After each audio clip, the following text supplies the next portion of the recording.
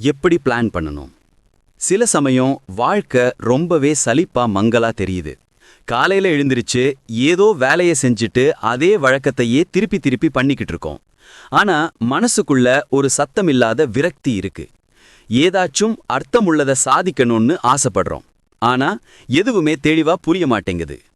நம்ம செய்ய வேண்டிய வேலைகளுக்கு பட்டியல் போடுறோம், ஆனா அதை முடிக்கிறதே இல்ல. லட்சியங்களை வைக்கிறோம், ஆனா அதுவும் மாறிக்கிட்டே இருக்கு. கொஞ்சம் கொஞ்சமா திசையில்லாம போற இந்த உணர்வு ரொம்பவே பாரமா இருக்கு. நீங்களும் என்னைக்காவது தொலைஞ்சு போன மாதிரியோ இல்ல சிதறுண்ட மாதிரியோ ஃபீல் பண்ணி இருந்தா நீங்க மட்டும் தனியா இல்ல. பழைய சமுராய்கள் கூட இந்த மாதிரி உணர்வுகளை எதிர்கொண்டாங்க.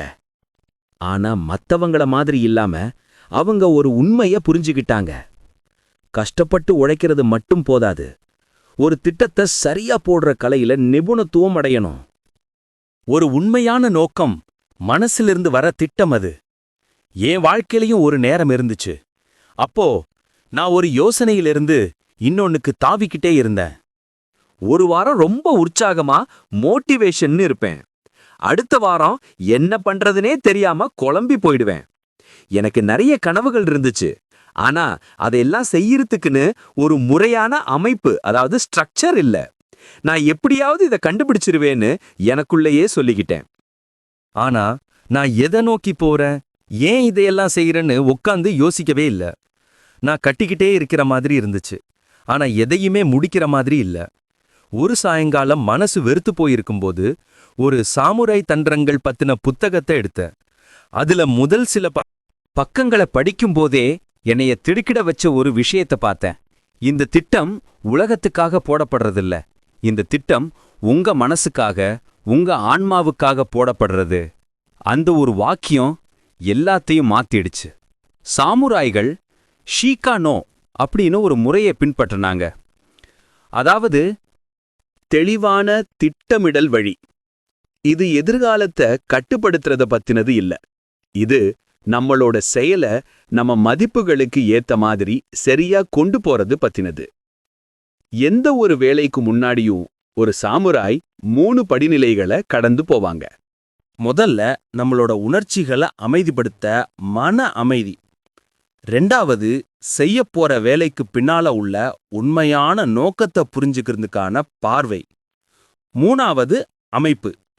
அங்கதான் அவங்க ரொம்பவும் சுலபமான நேரடியான படிகள் கொண்ட ஒரு திட்டத்தை உருவாக்குனாங்க. அவங்க பெரிய பெரிய பட்டியல்கள்லாம் எழுதல. அவங்க ஒரே ஒரு கேள்வியை கேட்டாங்க: இந்த திட்டம் என்னோட பங்கு, என்னோட குறியீடு மற்றும் என்னோட திசைக்கு மரியாதை கொடுக்குதா? பதில் ஆமாம்னா அவங்க முழு மனதோட அதுல இறங்கிடுவாங்க. இல்லன்னா அதை அத்தோட விட்டுருவாங்க. அவங்களோட சக்தி நூற்றுக்கணக்கான இலக்குகளை வச்சிருந்ததிலிருந்து வரல, முழுசா அவங்களுடைய வாழ்க்கையையே அர்ப்பணிச்சு ஒரே பாதையை பின்பற்றினதிலிருந்து வந்துச்சு. இன்றைய உலகத்துல நம்ம பெரும்பாலும் வேலை செஞ்சிட்டே இருக்கிறத முன்னேற்றம்னு தப்பா நினைச்சுக்கிறோம். நம்ம ரொம்ப பிஸியா இருக்கோம், ஆனா ஒரு பூரணமான திருப்தி கிடைக்கல. நம்ம திட்டங்களை போடுறோம், ஆனா அதெல்லாம் அழுத்தம், சத்தம்னு நிறைஞ்சிருக்கு, நோக்கம் இல்ல. ஒரு உண்மையான திட்டம்னா எல்லா விஷயத்தையும் கட்டுப்படுத்துறது இல்லன்னு சாமுராய் நமக்கு ஞாபகப்படுத்துறாரு. இது முக்கியமானத மட்டும் தேர்ந்தெடுத்து ஒரு திசைய அமைச்சு அத மரியாதையோட நடத்துறது பத்தினது.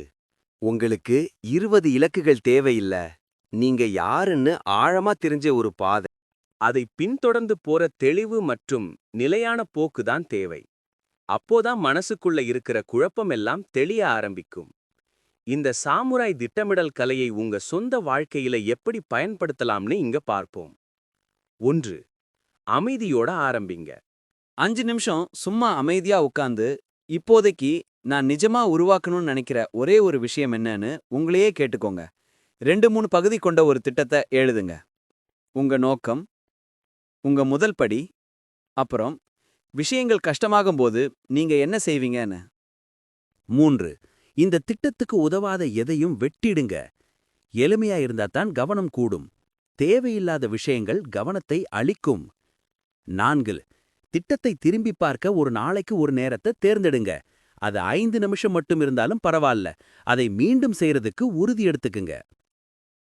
5வது, இலக்கு முழுசா முடியறது முக்கியம் இல்லன்னு ஞாபகம் வச்சுக்கோங்க. அது மரியாதையோட சரியான திசையை நோக்கி நகரணும். உங்க திட்டங்கிறது வெறும் வேலை செய்யறதுக்கான ஒரு கருவி மட்டுமில்ல, அது உங்களோட ஒழுக்கத்தை காட்டுற கண்ணாடி மாதிரி. நீங்க எல்லா விஷயத்தையும் கண்டுபிடிக்க வேண்டிய அவசியமே இல்ல. உங்கள மீண்டும் உங்களுக்கே கொண்டு வந்து சேர்க்கிற ஒரு திட்டம் உங்களுக்கு தேவை. சாமுராய் வீரர்கள் சரியான நேரம் அமையறதுக்காக காத்துக்கிட்டு இருக்கல.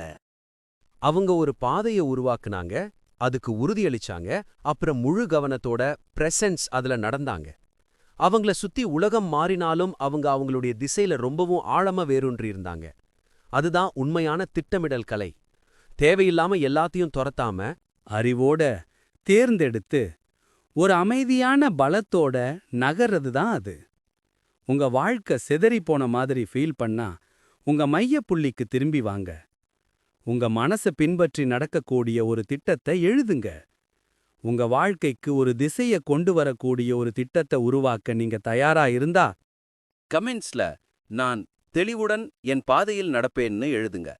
இங்க இருந்து நோக்கத்தோட வாழ முடிவு பண்ணதுக்கு ரொம்ப நன்றி. வீடியோவோட போது நான் ஏதேனும் தவறு செஞ்சிருந்தா அதுக்காக நான் மன்னிப்பு கேட்டுக்கிறேன். மற்றபடி வீடியோவை லைக் பண்ணவும் சேனலை சப்ஸ்கிரைப் பண்ணவும் மறக்காதீர்கள்.